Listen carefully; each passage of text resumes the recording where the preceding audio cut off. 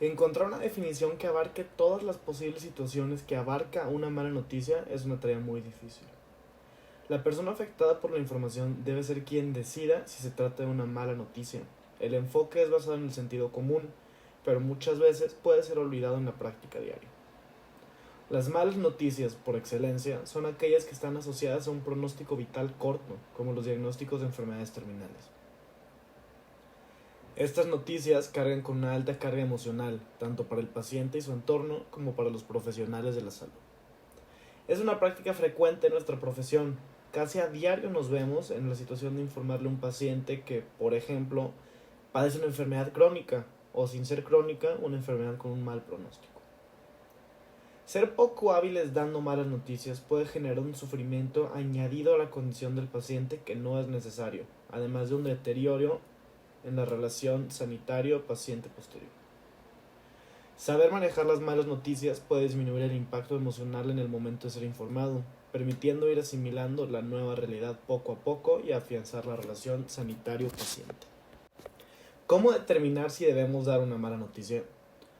La duda sobre informar o no se presenta principalmente en las enfermedades con repercusión en el tiempo de vida del paciente, es decir, crónicas o con mal pronóstico.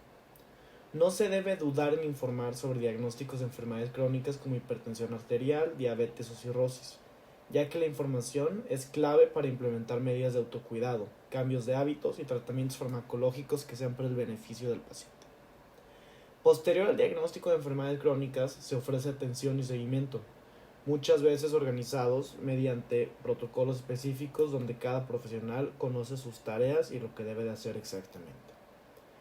A medida que aumenta la carga emocional de un problema de salud, el seguimiento tiende a diluirse, aunque debería intensificarse para apoyar mejor al paciente. Surgen dudas sobre informar sobre enfermedades crónicas con mal pronóstico vital.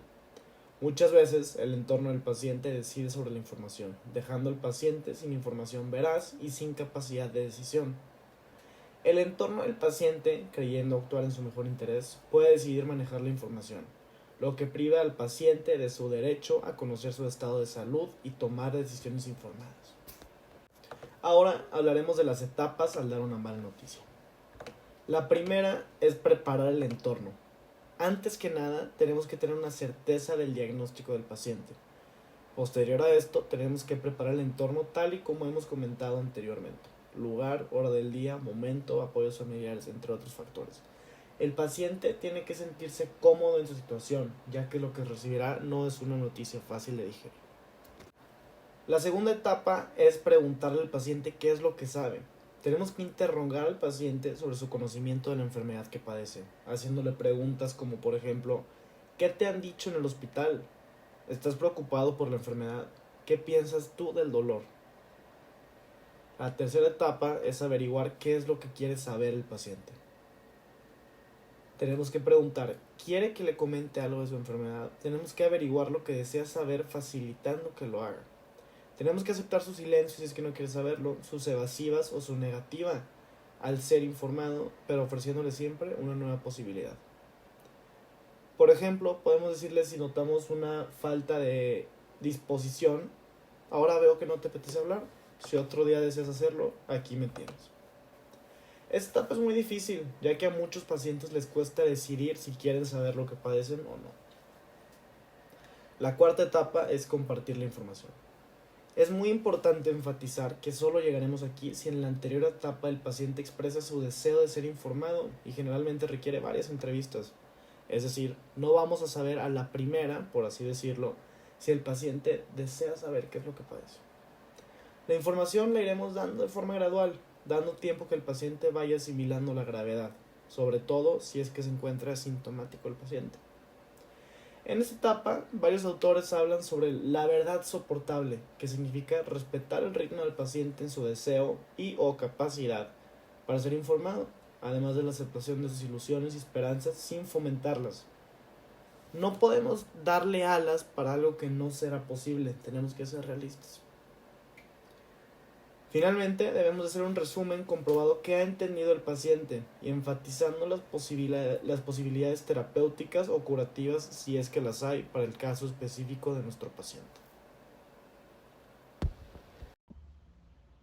Número 5. Responder a los sentimientos del paciente. Moralmente autorizado. ¿Esto a qué hace referencia? A que solo si somos capaces de apoyar al paciente en sus emociones estaríamos moralmente autorizados a informarla.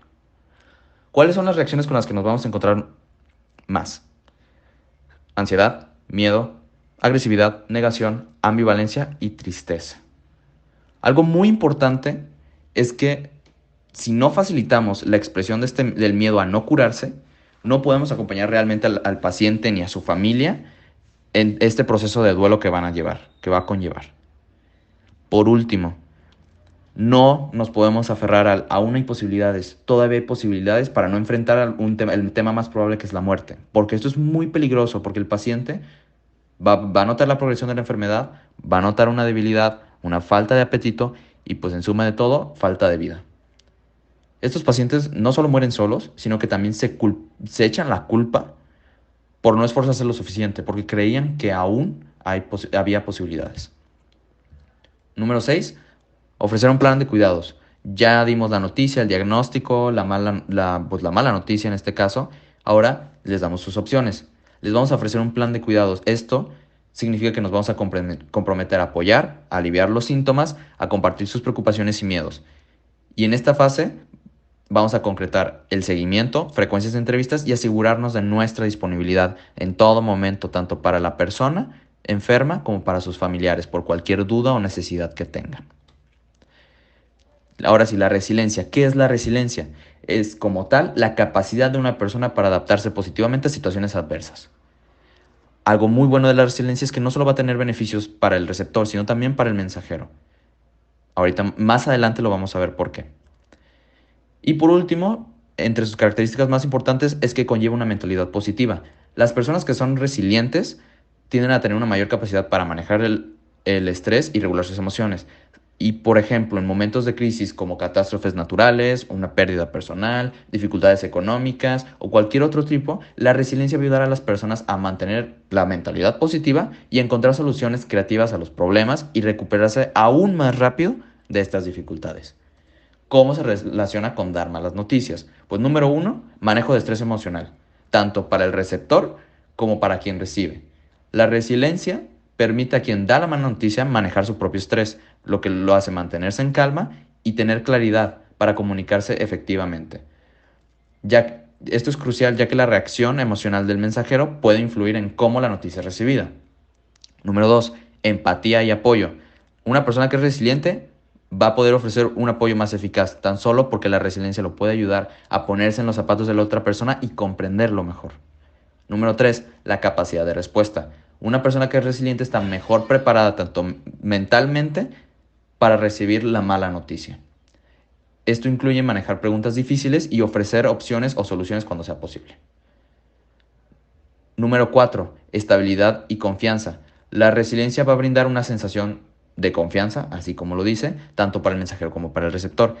Y el hecho de que el receptor sepa que el mensajero es resiliente, lo va a tranquilizar y lo que lo va a hacer sentir que está en manos de alguien muy capaz.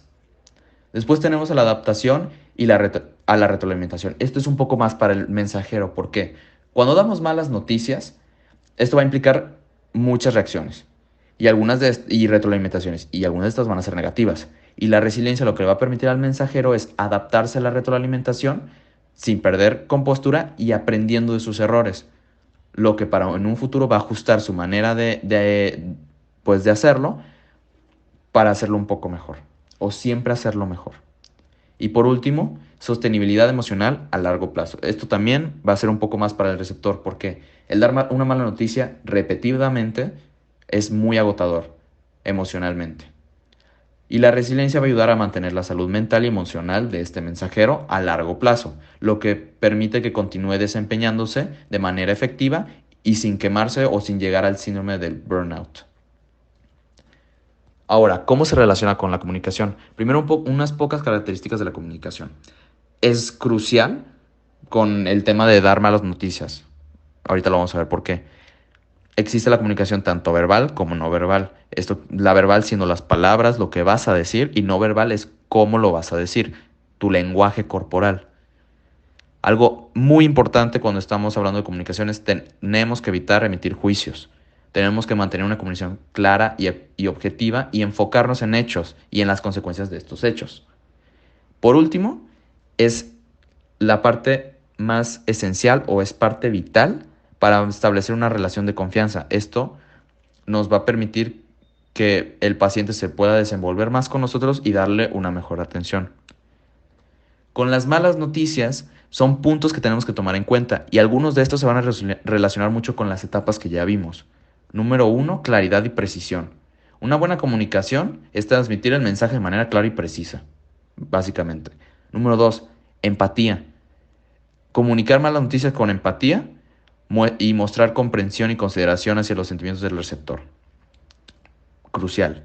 Número 3, honestidad. Debe ser honesto sobre la situación, sin minimizar la gravedad de la noticia ni tampoco exagerar. Número 4, debes tener un tono apropiado. El tono de voz debe ser calmado, comprensivo y respetuoso. Este tono nos va a ayudar al paciente a sentirse también calmado. Número 5, lenguaje corporal. Aquí es lo de la comunicación no verbal.